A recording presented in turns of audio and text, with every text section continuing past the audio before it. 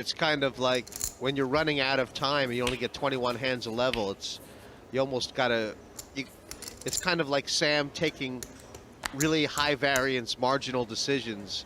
You know, even in a situation where he's trying to play kind of small pot poker. Just tell me if I'm sounding like an idiot. I don't know what I just said. You're saying Sam is making some high variance decisions? No, I mean that deciding to raise there, he was like, well, I should probably fold, like you were saying, but instead he. Maybe it's a little bit high variance. That's not that high variance. Like if he were to shove, it'd be fairly high variance. Here he's slow playing. And slow playing is fairly high variance here, right? Actually, or just so standard? I think it's pretty standard. I mean, Ace is just such a monster right now. And then Matt's almost always going to see bet just as he did.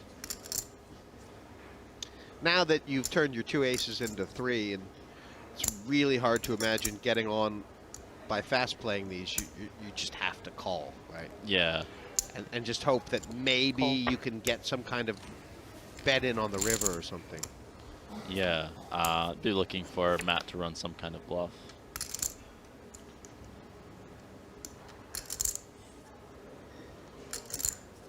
He's got 3 aces. Check. He's got 3 aces. That feels pretty good. From Franklin's point of view, though, what is Trickett's range here, besides the 3 aces, which is sort of a very narrow part of it? Trickett can have like 8x, King X. I suppose what Franklin is thinking, he's thinking Trickett calls, he shoves his aces to a min raise. He really should too, shouldn't he? I mean, it would be really odd for Sam to have ace anything right now. Yeah. You know, he might not even slow play ace king. In fact, he probably wouldn't.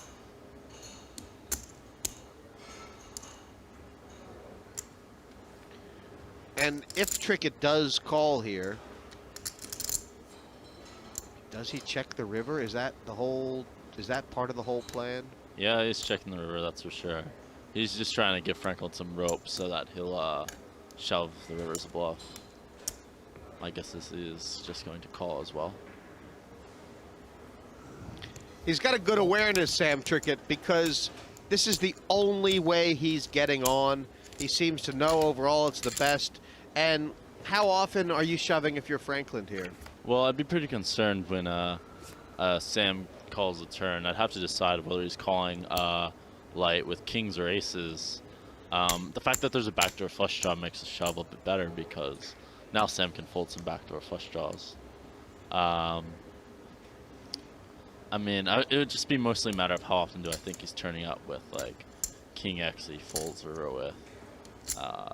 In your experience, does, you know, at this stage, is Sam going to fold the king? If he's called this far with a king 10 type hand, is he folding? Not necessarily, but a lot of players I think will end up folding if they get there with King X. Cool. He's got him. He went for it. Look at that. Yeah. And you know, Franklin knows. I mean, you know, this can happen. I mean, you just can never expect a guy to show up with like the things about, obviously, you know, he's very smart about poker because of his results. But when he was talking about what was going on in the big game and his thoughts on certain hands, except for the absolute brain squiggle he had against Phil Locke in that big pot, he's so smart about poker. You're always chasing me with these threes. Point out, Sam Chartier just final tabled the Irish Open last week. I was there myself. He was. He finished in 6th or 7th place. Went into that final table pretty sharply. Played well. Picked his spots. Couldn't really get anything going, but he never had that many chips. You kids are much better. I'm just but I saw or seen Andy Black here in the final table that as well. A bunch of people came over, but those who have played the Irish Open before, it's not an easy tournament final table. You have to go through a lot. I actually flew over here with Sam just a couple of days ago directly from Dublin. You just go within every hand. And was he in good form in a sense? Yeah, I mean, he came into that table short. In fact, I think he was the shortest, if not the second shortest stack. So he finished in like 6th or so, and after it was hard for him to make anything happen. Lost 50 last. Today it's even more sick right now. So this pot opened by Torelli and 3-bet by Duhamel. And, you know, I know Duhamel's ahead, but it's really the same hand, isn't it? So it's really going to be a question of who takes the lead here for you. John has the lead right now, but there's a lot of flops where they both miss, and anyone who bets will take it down. This is, however, not one of them. It's not the same hand at all. This is a flop where they can get all of their money in right now. Top 2 versus top pair in a nut flush draw. They both have absolute monster hands. Hummel happens to be way ahead here only because Alex, both ace and 6 is no good here. That's pretty unlucky, and he's only drawing to the flush. Yeah, well, in a sense, Torelli's unlucky because in no way can he believe that he's a 2-to-1 underdog in this pot. But this could be a really big pot depending on what Torelli does here, whether he decides to call here or if he decides to raise. That'll dictate what could be the biggest pot we've had so far. And just think this through with me if you're Torelli. If you do raise there, you know, do you never get action except from a bigger ace, perhaps? So is that why he's chosen to call, or is he just being deceptive? Then you also build a pot for when you hit your 10 of spades in the turn there. But I mean, it's really lucky for Duhamel that Torelli decided to just flat, and John will put Torelli on a lot of flush draws here. He could potentially check this back here, and then reevaluate in the river depending on what Alec does. I hope that John can check back here and then call Torelli's bet on the river, because it puts him in a bad spot if he bets here and then Torelli check raises him. Yeah, but I mean, really, Torelli's range is a lot more than flush Oh, draws. absolutely. I mean, he has like, aces. He has aces here all the time, like the ace jacks and ace queens. Also ace tens. 4 flushes. His range usually going to be a big ace here or now a made flush. Being that Torelli has the ace of spades, you know, he must be thinking that Duhamel is bluffing. Right. I mean, what has he got? Right. What is he value betting? So that's why we might see a call. A call and a check on the river as well. Definitely possible. Cool. Yep. He has gone for the call. This pot's really big, and I wonder if Alec checks it again, if John is going to bet for value. If it's a non-spade, I think John will bet for value. He probably puts Alec on a hand like ace-jack or ace-queen with maybe a spade along with it at this point. Check. I think John is going to put in another bet here. There's no reason for John to think that he doesn't have the best hand. And this is why Torelli's checking. Torelli's checking because in his mind, Duhamel has to be bluffing such a high percentage. He's not checking because he thinks John has aces up here. He's checking because he thinks John has nothing and needs to bluff to win it. Call. You'll go to lover. And John is going to bet for value, and he's going to be very surprised when he's check raised here. Well, Duhamel's only got just over a pot. You know, he's got 26 back, Duhamel. Torelli's got more. Yeah, so if John makes any sizable bet here, he's committing his stack. Right, he almost... And Torelli's definitely going to move all in. I think that's about 14 or 15. I mean, it looks like... Yeah, John basically bet half of his stack. All in. And now Alec moves all in, and this would be really tough for John to get away from here, because he's just committed so much. Yeah, he just doesn't even think about it and calls. Easy money. They'll have to count these down, but it looks like Duhamel has been broken in this pot by Alec Torelli. What a cooler. I mean, what a complete and utter cooler. Duhamel knows it. I think the only way he could have prevented that is if he checked back one of the streets. He could have checked back the turn and then just called on the river. But it was really Alec played the hand really sneaky, and I totally understand why John would think his ace is up. And it's really a good idea with Dwan sitting in the big blind. Tony G's got the kings again. Unbelievable. I mean, Kings. yeah, somebody's going to slip up. Somebody is bound to slip up. Yeah, I don't see anybody slipping up here. Nobody has anything. And this is going to be very frustrating for Tony G. Well, I take it back. Patrick, we've seen him make some moves with ace-4s already. That's one of the hands he likes to play. What kind of history do Patrick and Tony G have, I wonder? Obviously, they were in different groups in this Premier League, but they certainly go back a few years in the top tier gambling. I would guess they haven't had a lot of history. They might have played on a high-stakes cash game once or so, but Patrick is going to make the call. And Tony G finally getting some action on the kings. Let's see if he wants it. Oh, boy. Oh, boy. Ace, ace, 4. A full house for Patrick Antonius. Mike, this is going to get ugly. I do believe that these cards are going to get shown. And I think that Zasco, who now rests on the top of Tony G's chips, might find himself out in the dog pound. Well, let's go and check again on the turn. How can he check kings twice here? Now the 3 of clubs comes off. Patrick has to make a bet here at this pot, doesn't he? Man's checked twice in a row. He's checking again. Checked again? Oh, no! Tony G's taking the bait! Bet 40. He took the bait! Well, he took the bait, and now he's going to be so angry because he's hooked. He's not going to see the hand. Obviously, I don't know. unbelievable that Patrick checked the 3rd time there, knowing how quick Tony G was checking behind him.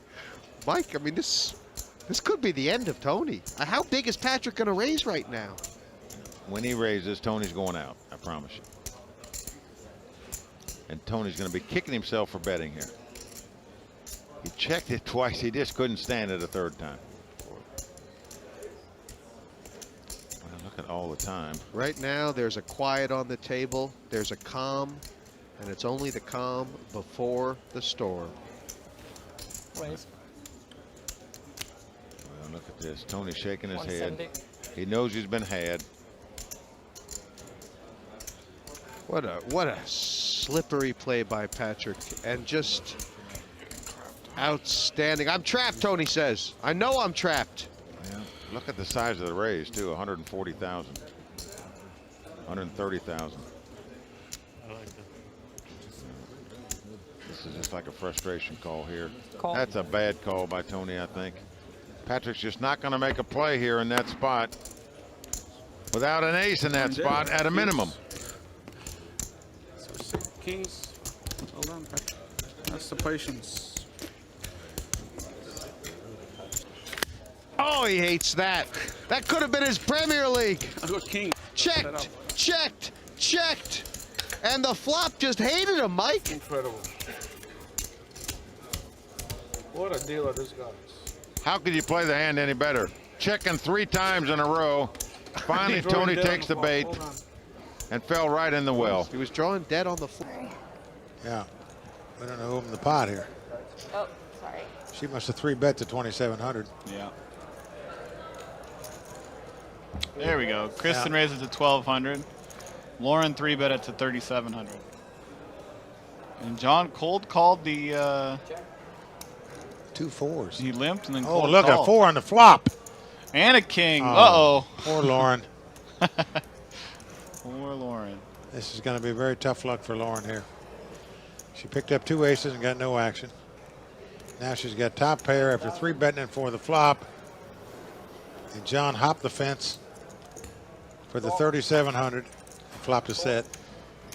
He gave a big sigh as he called there. Yeah. If she was paying attention, she could read that as a tell. When people give those kind of sighs, usually they got a big hand. That might save her. No. She's going to go all in here. No. Well, she's only got 25K left. Yeah, she is going to get all her chips in at some point. There's 29K in the pot already. She hates that card so much. She's trying not to put him in, but she's going to have to anyway. Yeah. Well, you got to hate that card. Ooh. More theatrics from John. Boy, oh boy. He is going for the Oscar, folks. But, you know, with a possible flush draw out there, this is the way he's going to make the most money, by checking on the turn here. Now she probably thinks she's got the best hand here with 2 kings and a queen kicker.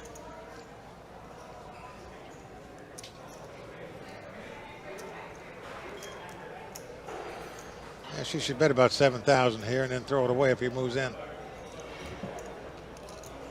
Put a little blocker bet out there. I think that's a pretty good idea. Come on in. Call. Yeah. What'd you have? Yeah. A set of fours. Oh, That was a good check on the turn nice by one. John. You got to give him credit. Wow. Yeah, You're absolutely. like, that's crazy. Yeah, that is just tough luck. Ah. You 3-bet, you flop top pair like that, you run into a small set.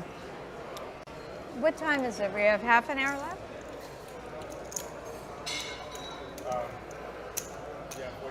To play the game, to win one. You're always working, mate. Ah. Oh, this is an interesting one. Yanis flats. Two very strong hands heads up.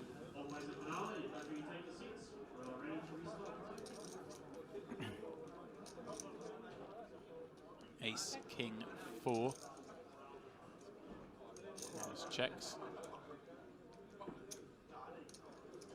Expect Alex to check back.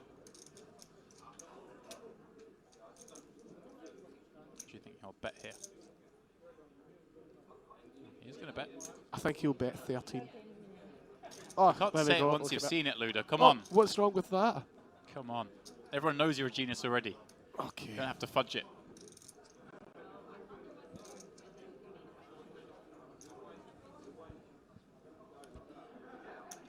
Just a call.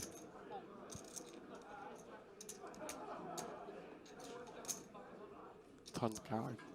10 of diamonds would have been nice. I fully expect us to go check, check.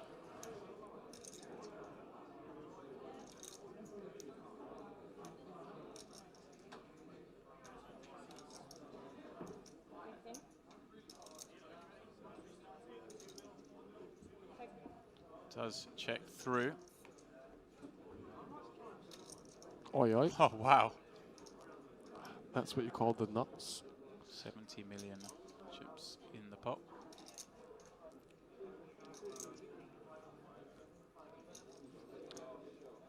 Almost checked it.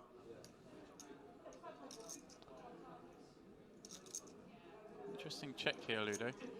I guess he has quite a lot of 10x. Right, he can check all his gut shots on the flop. Makes a pair. So you're going to want to check the nuts to protect that, and also, you know, you are going to list some bluffs here, aren't you? This one here is interesting because he's trying to get like a king to fold, but that doesn't make much sense. So like he's trying to get some sort of flush draw or straight draw that got there with a 10 to fold. Right, there's some, yeah, a lot of 10x here. Yeah, so it's an interesting one. Or maybe he thinks it's like a merge where he gets him to call with some sort of 4. I don't know, I'm saying like it's quite interesting. I think I like to just check the pocket 8s here. You've still got some showdown and you've not really got a good hand to bluff with. Yeah, obviously you have a diamond, which isn't block some of those missed draws as well. Yeah, this is. I think I would just be checking this back, Ludo. Just Yeah, you still beat like a 4, and also like let's say that he has 4-5 or something, he can maybe turn that into a bluff. Right, yeah. Or let's say he has like 10 jack or like. Well, that's what I'm saying. If he's got I'm a saying hand, like he could maybe turn 10 that jack into a or bluff. Queen 10, now he could bluff with these hands. No, I'm not too sure because that might. I'm not sure. They might have a bit too much showdown value as well. Because why wouldn't they just bet an ace again on the turn? So like, yeah, a king here's in a good position. So like, he's not really betting 46 million to get a king to fold. No, and This and is an easy call with a king. king. Might well have led as well, the river himself, right? Of course, does move it all in. Now obviously like this isn't a good hand to call with because you're blocking like 8-10 of diamonds, all these type of hands. Right. That you want him to. Obviously, you don't want him to have because he beats you with a pair of 10s. But Yeah. the way the hand's played, it's pretty messy. It's a messy hand heads up here. Like the way this hand's went, you don't get to see hands like this that often. So it's like hard to like kind of commentate and be quite precise in certain departments because. Right. Obviously, the value hands he reps are Yeah, it's just basically Queen Jack. Yeah, it's an interesting one. Well, Foxy's obviously thinking And about it deuce here. 5, I suppose, as well. He must be thinking he might have 4-5 that he's turning into a bluff. Or as you say, 10 Jack Jack Queen 10 maybe. Jack 4 of diamonds, Queen 4 of diamonds. Right. Like something that doesn't need to bluff the river because Or it's queen, got showdown. Queen 3, Jack 3 of diamonds as well. Yeah. So So like, okay, so we've got like, we could say like he's got showdown with like Jack 4 of diamonds, Jack 3 of diamonds, Queen 3 of diamonds, Queen 4 of diamonds, and then maybe you can put in some like 3-5 suited hands, like 4-5. right, and if the only hand that check raises all in for value, or the only hands that do it, what, set of 4s, It's but also set of 4s and Queen Jack, are there other hands? But the thing about this as well that Alex will be thinking, I'm pretty sure he's going to throw it away, but I'm saying like, the only thing he's going to be thinking about this situation is when I bet so much into the river, 46 into 70, and he shoves all in, he's basically only repping Queen Jack. Yeah. So how many combos of Queen Jack is there? Right, there's not many compared to the combos of all so these. that's what I'm saying. So if you start throwing in like the Jack 4 of diamonds, Jack 3 of diamonds, the Queen 3 of diamonds, the 4-5, all the type of hands, there's more combos of those than there is of the Jack Queen. So that's maybe where he's getting himself leveled in his head. I suppose there's not. Well, he has called. Ludo, he oh, has he's called. And that is the nuts insane. Gets tabled, and that's it. That's insane. But I'm saying that's obviously what he was expecting if he was beat. Wow. Was the hand Queen Jack. Wow, and just like that.